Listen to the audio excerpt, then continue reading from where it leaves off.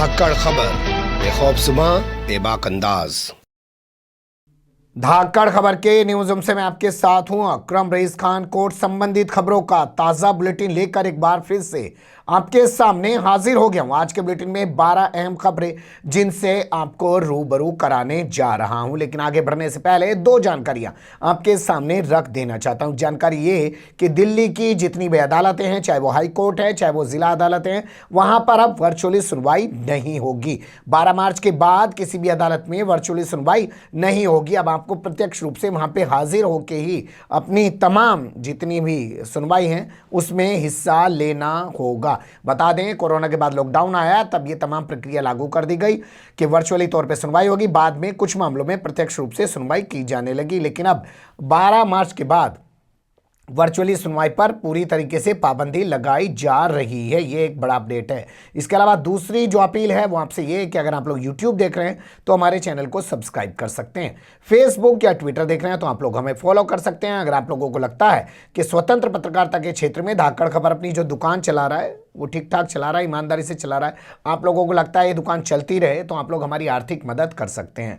तरीका है डिस्क्रिप्शन में दिए गए लिंक पे क्लिक करके या फोन पे या पेटीएम के जरिए आप लोग हमारी आर्थिक मदद कर सकते हैं। चलते हैं पहली खबर की तरफ। काफी महत्वपूर्ण खबर है। एक लड़की जिसका नाम आज पूरे देश ही नहीं दुनिया में घूम रहा है। लड़की का नाम है दिशा ए रवि, जिसको दिल्ली पुलिस बेंगलोर से गिरफ्तार करके ले आई है और दिल्ली की तिहाड़ जेल में उसको लाके डाल दिया है। 21 साल की इस लड़की को लेकर सत्ता और विपक्ष के बीच तरह तरह की बयानबाजियां चल रही हैं। इस लड़की पर आरोप है कि इसने टूल किट तैयार कर ली है किसान आंदोलन में हिंसा कराने के लिए। हालांकि ये नहीं बताया जा रहा कि उसमें लिखा कहाँ है कि जो हिंसा करने वाली बात पुलिस उठा रही है। तो इस लड़की का मामला दो अदालतों में पहुंचा हुआ है। एक हाई कोर्ट में पहुंचा हुआ है जहां पर जस्टिस एम प्रतिभा सिंह जो है इस पूरे मामले की सुनवाई कर रही है। वहां पे कहा गया है कि साहब कुछ चीज़ें लीक हो गई हैं, उसके जरिए मीडिया अपना नंगा नाच हमेशा की तरह जैसे तबलीगी जमात के मामले में दिखाया था, जैसे रिया चक्रवर्ती के बाद पूरी फिल्म इंडस्ट्री को बदनाम करने के लिए दिखाया था, वैसा ही नंगा नाच यहाँ दिखा रहा है। इस पर रोक लगाई जानी चाहिए। दूसरा, उसको गलत तरीके से फंसाया गया है और उसके खिलाफ तमाम ये चीज़ें जो हैं प्लांटेड की गई हैं, ये तमाम चीज़ें कही गई हैं। तो उस पर सुनवाई हाई कोर्ट में चल रही है। हाई कोर्ट में उसमें सुनवाई के बाद जस्टिस एम प्रतिमा सिंह की जो बेंच है अब 17 मार्च की अगली तारीख लगा दी है इस पूरे मामले में। इसके अलावा दूसरा सुनवाई जो उनकी चल रही है वो चल रही है दिल्ली के पटियाला हाउस कोर्ट में, जिसमें उन्होंने जमानत के लिए अर्जी दी है, जिस पर सुनवाई पूरी कर ली गई है और फैसला मंगलवार यानी कि 23 फरवरी तक के लिए सुरक्षित रख लिया गया है। देखना दिलचस्प होगा कि क्या पटियाला हाउस कोर्ट से दिशा ए रवि को जमानत मिल पाती है, क्योंकि टिप्पणी बहुत ज़बरदस्त की है वहाँ के एडीजे एडिशनल डिस्ट्रिक्ट जज जो हैं धर्मेंद्र राणा। उन्होंने कहा कि अगर कोई मंदिर बना रहा हो और किसी डाकू से चंदा मांग ले तो क्या वो डाकू बन जाता है क्या? ये बहुत बड़ी टिप्पणी है कि अगर किसान आंदोलन चल रहा है और उसके लिए कहीं से कोई मदद मांगी गई है, लोगों से अपील की गई है कि आइए इस आंदोलन में जुड़िए, तो क्या वो शख्स कोई डाकू हो जाएगा क्या? ये बहुत बड़ी टिप्पणी है। देखना होगा कि मंगलवार को क्या फैसला आता है। अब चलते हैं दूसरी खबर की तरफ। छात्र के साथ कुकर्म करने वाले टीचर को सुनाई गई है 7 साल की सजा, साथ ही उस पर लगाया गया 20,000 रुपये का जुर्माना। बता दें आपको, उत्तर प्रदेश का एक जिला है जिसे आप लोग गौतम बुद्ध नगर जिला कह सकते हैं। हालांकि इस असली नाम को बहुत सारे लोग नहीं जानते हैं। इस जिले को दो हिस्से में बांट के लोग सब देखते हैं, नोएडा और ग्रेटर नोएडा। तो यहाँ सूरजपुर पर डिस्ट्रिक्ट सेंटर बना हुआ है। वहीं पर एडीजे जो हैं उनकी अदालत है विनीत चौधरी की, उन्होंने ये फैसला सुनाया है और बुलंदशहर के रहने वाले एक टीचर जिसका नाम शीलेश बताया जा रहा है उसको 7 साल की सज़ा सुनाई है और उस पर 20,000 रुपये का जुर्माना लगाया है। जुर्माना न भुगतने पर और ज़्यादा सज़ा उसको काटनी पड़ेगी। हालांकि उसके पास प्रावधान है, वो तो हाईकोर्ट चला जाएगा दौड़ के भाग के। बताया जा रहा है 2018 का मामला है। सूरजपुर थाने में एक एफआईआर दर्ज कराई गई थी जिसमें 6ठी कक्षा में पढ़ने वाला ये लड़का ट्यूशन पढ़ने के लिए जाया करता था। तो जो टीचर है वो इसे ट्यूशन पढ़ाने के बाद इसके साथ कुकर्म किया करता था। मामला सामने आने के बाद परिवार के लोगों ने एफआईआर दर्ज कराई और अब मुकदमा दर्ज हुआ, ट्रायल हुआ और अब जाके इस टीचर को 7 साल की सज़ा और 20,000 रुपये का जुर्माना जो है फैसला सुनाया गया अदालत की तरफ से। अगली खबर का रुख कर लेते हैं। महिला ने आग लगाकर की थी आत्महत्या। बेटे को ठहराया गया है दोषी और सुनाई जाएगी सजा। जी हां, ये एक बड़ी खबर हमारे पास दिल्ली की कड़कड़डुमा कोर्ट से आ रही है। दिल्ली की कड़कड़डुमा कोर्ट के एडीजे विनोद यादव की सामने ये मामला था और वो इस पर 22 फरवरी यानी कि कल सोमवार के दिन अपना फैसला सुना देंगे कि जुल्फिकार उर्फ बॉबी को कितनी सजा होगी। उसको आईपीसी 306 यानी कि आईपीसी 306 का दोषी करार दे दिया गया है। सुनवाई पूरी कर ली गई है, फैसला सजा के लिए सुरक्षित कर दिया गया है। बता दें, आईपीसी 306 के मुताबिक आप किसी को आत्महत्या के लिए उकसाने की कोशिश के आरोपी दोषी ठहराए जा सकते हैं। मान लीजिए कोई सुसाइड कर ले और ये लिख के मर जाए, या उसके परिवार के लोग कहें कि साहब उसने इतना दबाव बनाया उस वजह से मर गए, तो आपके खिलाफ 306 का मुकदमा चल सकता है। अब ये जान लीजिए, एक बेटे पर उसकी मां को आत्महत्या के लिए उकसाने का दोष आखिर कैसे कैसे साबित हुआ, तो आपको इसके लिए चलना पड़ेगा हमारे साथ 25 अक्टूबर 2013। 25 अक्टूबर 2013 सीलमपुर का डी ब्लॉक है। डी ब्लॉक में एमसीडी का एक प्राइमरी स्कूल है। प्राइमरी स्कूल के अंदर एक महिला जिनका नाम है एजाज फातिमा, वो खुद को आग लगा लेती हैं, गंभीर रूप से झुलस जाती हैं। उनको अस्पताल में भर्ती कराया जाता है। 5 नवंबर 2013 को उनकी मौत हो जाती है। इस बाबत एफआईआर दर्ज कराई जाती है आईपीसी 306 के तहत उनके बेटे जुल्फिकार उर्फ बॉबी के खिलाफ। हालांकि जुल्फिकार उर्फ बॉबी का कहना है कि उसकी मां ने उसकी वजह से सुसाइड नहीं किया है। स्कूल के जो प्रिंसिपल हैं उनकी वजह से उसकी मां ने, राजी हसन उनका नाम बताया जा रहा है, जो इसके पिता हैं, स्कूल के प्रिंसिपल हैं, उनकी वजह से सुसाइड किया है। यानी कि महिला ने अपने पति की वजह से सुसाइड किया है, ना कि बेटे की। ये बेटे का कहना है। पुलिस ने जांच की, जांच करने के बाद बेटे की बात को नहीं माना। पति की और वॉचमैन और तमाम जो लोग थे स्कूल के, उनकी गवाही को माना और उसके आधार पर केस तैयार किया, ट्रायल चला और अब इसको दोषी ठहरा दिया गया। अब इसको सजा सुनाई जानी है इस पूरे मामले में। चलते हैं अगली खबर की तरफ। ऑनलाइन हुई धोखाधड़ी के मामले में हाईकोर्ट ने आदेश दिया है कि फेसबुक इंडिया के हेड पर दर्ज की जाए एफआईआर। जी हां, बड़ी खबर है, ध्यान से सुनिएगा। कुछ लोग इंसाफ के लिए लड़ना जानते हैं, चाहे चंद पैसों का ही मामला क्यों ना हो, चंद रुपयों का ही मामला क्यों ना हो। बहुत से लोग तो लाखों की ठगी का शिकार हो जाने के बाद थाने, कोर्ट कचहरी तक जाने की जहमत तक गवारा नहीं करते। ये बहुत सारे लोगों की मानसिकता होती है, कौन जाए, कौन कोर्ट कचहरी में घुसेगा, छोड़ देते हैं। इससे अपराधियों के हौसले बुलंद होते हैं। लेकिन लोग अगर जाएं और वाकई में सही तरीके से कार्रवाई करवाएं लोगों के खिलाफ, तो अंकुश लग सकता है बहुत सारी चीज़ों पर। जम्मू कश्मीर हाई कोर्ट के जस्टिस धीरज सिंह ठाकुर की बेंच ने ये आदेश दिया है कि फेसबुक इंडिया के जो हेड हैं उनके खिलाफ एफआईआर दर्ज की जाए। साइबर सेल पुलिस को आदेश दिया गया है कि वह एफआईआर दर्ज करके पूरे मामले की जांच करे। अब मामला जान लीजिए क्या है। जम्मू के रहने वाले एक शख्स हैं जिनका नाम है विवेक सागर। उनका कहना है कि फेसबुक पर एडवर्टीजमेंट यानी कि विज्ञापन देखने के बाद उन्होंने संपर्क किया, तो उसके बाद उनके साथ 20,000 रुपये की धोखाधड़ी हो गई। ऑनलाइन तरीके से उनके 20,000 रुपये हड़प लिए गए और इसमें एसएमएस का और इंटरनेट का भी प्रयोग किया गया। इसको लेकर उन्होंने फेसबुक इंडिया पर मुकदमा दर्ज कराने के लिए पहले थाने में तहरीर दी, लेकिन पुलिस ने दर्ज नहीं की। तो वो ज़िला अदालत पहुंचे, वहां पे उन्होंने तहरीर दी, लेकिन ज़िला अदालत में ने भी उनके मुकदमा दर्ज करने से इनकार कर दिया। जिसके बाद वो हाईकोर्ट पहुंचे और हाईकोर्ट पहुंचने के बाद अब एफआईआर दर्ज करने का आदेश जारी कर दिया गया है फेसबुक इंडिया के हेड पर, बजाज फाइनेंस पर और ऐसे ही क्वाड्रेंट जो है टेली वेंचर्स कंपनी है ये, इसके खिलाफ ये मुकदमा दर्ज करने का आदेश दिया। अब आप सोचिए, मामला 20,000 का है। पहले बंदा निचली अदालत में गया, निचली अदालत में वकील ने कहा होगा ला भाई 10,000 रुपये दे कम से कम, इससे कम में क्या मानेगा। फिर हाईकोर्ट गया, हाईकोर्ट में तो फीस लाखों की होती है। लेकिन जिन्हें इंसाफ पाना होता है ना, वो लड़ना जानते हैं। क्या करें, दुर्भाग्य है ये इस देश का कि यहाँ पर इंसाफ पाना भी काफ़ी मुश्किल और बहुत महंगा है। चलते हैं अगली खबर की तरफ। अगर मुकदमा रजामंदी से निपट जाए तो वापस दी जाएगी कोर्ट फीस। ये एक अहम फैसला है जो सुप्रीम कोर्ट से आ रहा है। इस फैसले के बाद से माना जा रहा है कि जिन लोगों के बीच प्रॉपर्टी डिस्प्यूट के मामले हैं या सिविल सूट चल रहे हैं, उनके मामले निपटने में ज़्यादा तेज़ी आ सकती है, क्योंकि उन्हें लगेगा भैया भारी निपटा लो, कोर्ट कह रहा है कि फ़ीस वापस दे देगा तो कोर्ट फीस वापस मिल जाएगी। जो लोग सीपीसी यानी कि सिविल प्रोसीडिंग कोड की धारा 89 के तहत आने वाले मुकदमे, ये क्लियर किया गया है कि 89 जो धारा है उसके तहत आने वाले मुकदमों में आपसी सहमति से, आपसी रजामंदी से अगर मामलों को निपटा लेते हैं तो उनकी कोर्ट फीस को वापस लौटा दिया जाएगा।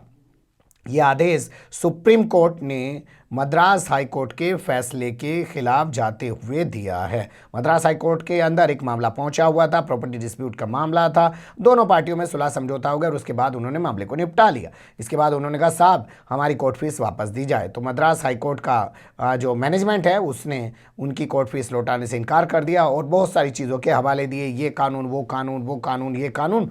इसको लेकर ये लोग पहुंच गए सुप्रीम कोर्ट। मैं आपको लब्बे लुबाब बता रहा हूँ, ये समझ लीजिएगा, ज़्यादा बताऊंगा तो एक ही खबर के लिए 5 मिनट पढ़ना होगा। तो सुप्रीम कोर्ट पहुंच गए। सुप्रीम कोर्ट ने पूरे मामले को सुना और जो है आदेश दिया कि आपको इनकी कोर्ट फीस वापस लौटानी होगी।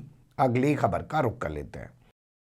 क्या ईडब्ल्यूएस प्रमाण पत्र जमा करवाने के लिए दिया जा सकता है और समय? ये कहते हुए सुप्रीम कोर्ट ने कैट को एक नोटिस जारी कर दिया है। सुप्रीम कोर्ट के जस्टिस आरएफ नरीमन की बेंच ने कैट को एक नोटिस जारी करते हुए 2 हफ्ते में जवाब तलब किया है और पूछा है क्या ईडब्ल्यूएस प्रमाण पत्र यानी कि जो सर्टिफिकेट हैं वो जमा कराने के लिए कुछ समय दिया जा सकता है यूपीएससी के अभ्यर्थियों के लिए।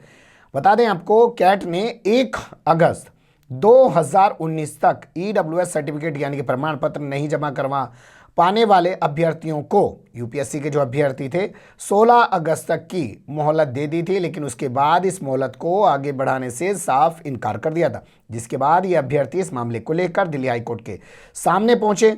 लेकिन दिल्ली हाईकोर्ट ने भी जनवरी 2020 में इन्हीं के खिलाफ फैसला सुना दिया और कैट के फैसले को सही ठहरा दिया, जिसके बाद ये हाईकोर्ट के फैसले के खिलाफ अब सुप्रीम कोर्ट पहुंचे हैं। तो सुप्रीम कोर्ट ने 2 हफ्ते के भीतर कैट से जवाब तलब कर लिया है।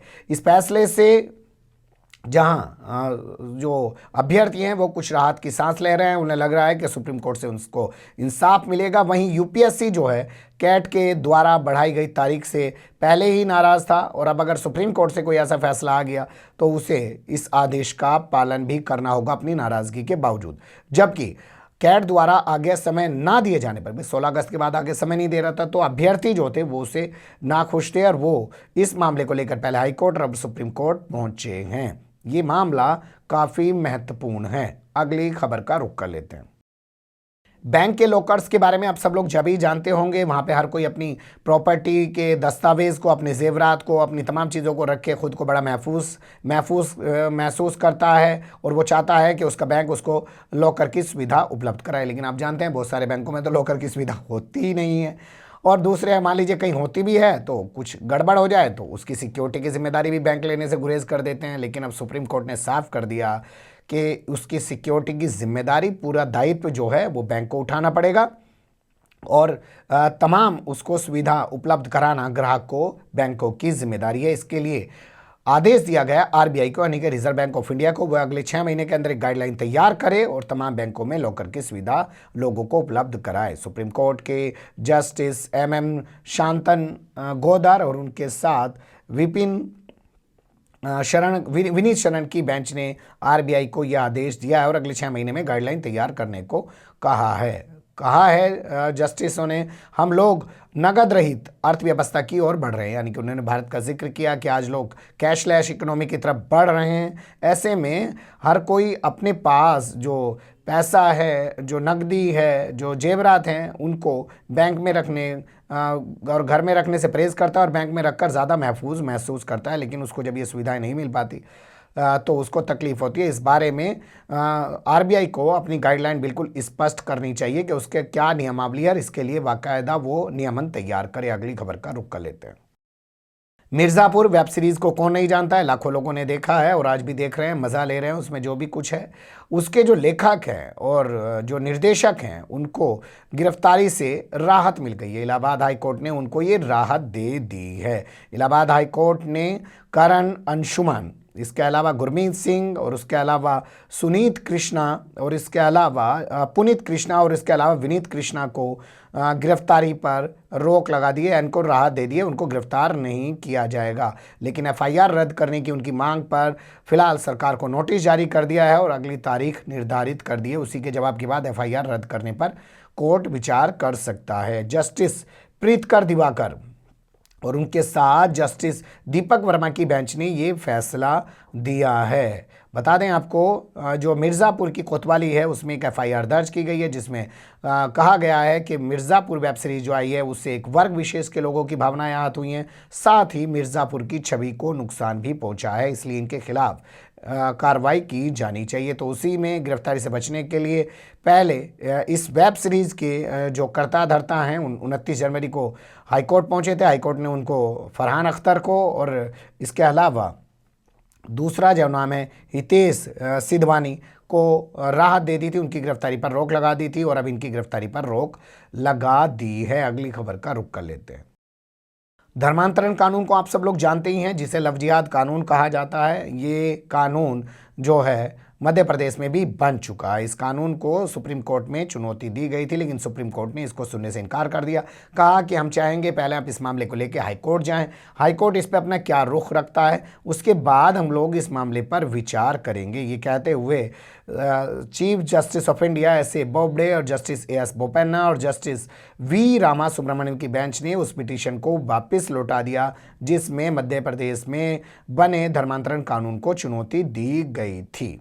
तो यहीं कई सारी चीज़ें और खड़ी हो जाती हैं। जब लगातार हर स्टेट से ऐसी खबरें आ रही हैं, तो क्या सुप्रीम कोर्ट को तमाम जगह से वे पूरे मामले उठाकर अपने पास नहीं लाने चाहिए, स्वतः संज्ञान लेना चाहिए, सोमोटो कॉग्निजेंस लेना चाहिए कि भाई कोई हाईकोर्ट अलग सुनवाई इस मामले में नहीं करेगा, हम सुनवाई करेंगे। लेकिन हाईकोर्ट में अलग सुनवाई चली है, इलाहाबाद हाईकोर्ट में, और यहाँ मध्य प्रदेश में भी सुप्रीम कोर्ट ने ये कह दिया कि जाइए पहले हाईकोर्ट का रुख पूछ के आइए वो क्या कहता है। वैसे आपको बता दें कि एक एनजीओ है, उसने सुप्रीम कोर्ट ने उत्तराखंड और उत्तर प्रदेश के लव जिहाद कानून को चुनौती दे रखी है, जिस पे सुप्रीम कोर्ट सुनवाई कर रहा है। हाल फिलहाल में अभी उसमें हिमाचल प्रदेश सरकार को भी पार्टी बनाया गया था, और हाल फिलहाल में ही हमने आपके सामने कोर्ट बुलेटिन में बताया था कि जमीयत उलमा हिंद के लोग भी उसमें पहुंचे। उन्होंने कहा साहब हमें भी इसमें पक्षकार यानी कि पार्टी बनाया जाए, तो उनको भी कोर्ट ने पार्टी बना लिया है। तो कोर्ट की मर्जी भैया, जज के विवेक पे निर्भर है। मैं तो ये वाला केस सुनूंगा, ये नहीं सुनता। जैसे जम्मू कश्मीर में धारा 370 हटाए जाने को मामला कितने सालों से पड़ा है, दिल्ली दंगे में एसआईटी जांच होनी चाहिए, जामिया हिंसा की एसआईटी जांच होनी, कोर्ट में पड़ा हुआ है, कोई सुनवाई नहीं हो रही है। इसी तरीके से जो और भी कानून है, जो ट्रिपल तलाक का कानून है, उसको भी चुनौती दी गई है, वो भी कोर्ट में पड़ा है। भाई जज के विवेक पे निर्भर है, सुने कि ना सुने। अगली खबर का रुख कर लेते हैं। आगरा की स्पेशल कोर्ट ने बीजेपी के सांसद और विधायक को कर दिया है बरी। तो किस मामले में बरी कर दिया है, क्यों बरी कर दिया और किस आधार पर बरी किया है, ये तो आपको जानना ही चाहिए। भोपू मीडिया का दलाल चाटुकार दंगाई पत्रकार तो बताने का ना है। आगरा की एमपी एमएलए कोर्ट है, मैं बार बार आपको बता रहा हूँ, सुप्रीम कोर्ट के आदेश पर अब हर जिले के अंदर एक विशेष अदालत बना दी गई है, जिसमें एमपी और एमएलए से जुड़े हुए मामलों की सुनवाई होती है।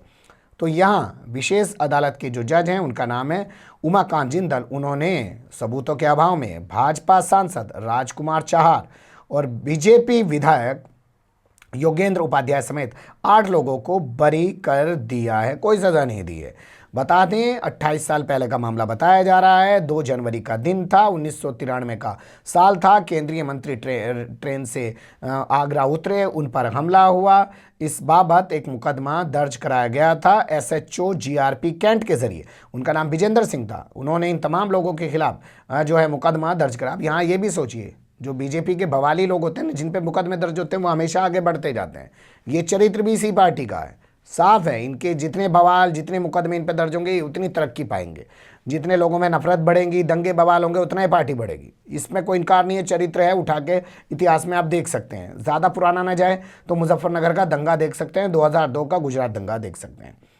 मुकदमा दर्ज कराया था। ये मुकदमा चला जानते हैं कहाँ पे, रेलवे की अदालत में। रेलवे की अदालत ने इन सबको दोषी माना, लेकिन फिर बाद में सुप्रीम कोर्ट का आदेश आ गया, बताया गया, और उसके आधार पर इस मामले को जानते हैं कहाँ भेज दिया गया, एमपी एमएलए की कोर्ट में भेज दिया गया, उमाकांत जिंदल के यहाँ पे। अब उमाकांत जिंदल ने कहा जी सबूतों के अभाव में इनको बरी कर रहे जी। अगली खबर का रुख कर लेते हैं।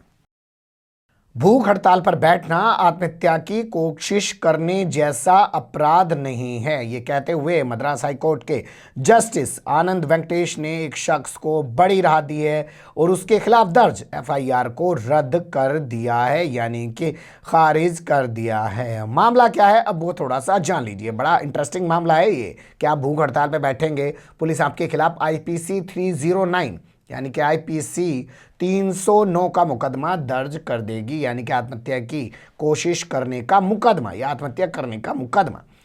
शख्स का नाम है चंद्र कुमार। 2013 की बात है। 10 दिनों के लिए ये शख्स अपनी मांगों को लेकर भूख हड़ताल पे बैठ गए। इनकी हालत बिगड़ गई, इनको अस्पताल में भर्ती कराया गया, किसी प्रकार इनकी जान बच गई। तो भैया यहाँ जो पुनमल्ली पुलिस थी उसने इनके खिलाफ एफआईआर दर्ज करी आईपीसी 309 के खिलाफ कि इस शख्स ने भूख हड़ताल करके अपनी जान देने की कोशिश की, इसलिए इसके खिलाफ 309 का मुकदमा दर्ज किया जाता है। इसके बाद मुकदमा चला, अब हाईकोर्ट तक मामला पहुंचा और हाईकोर्ट ने कहा भाई कोई अपनी मांग को लेकर भूख हड़ताल पर बैठा तो मरने को तो बैठा नहीं है, वो भूख हड़ताल कर रहा, सरकार पे दबाव बने, सरकार उसकी बात सुने।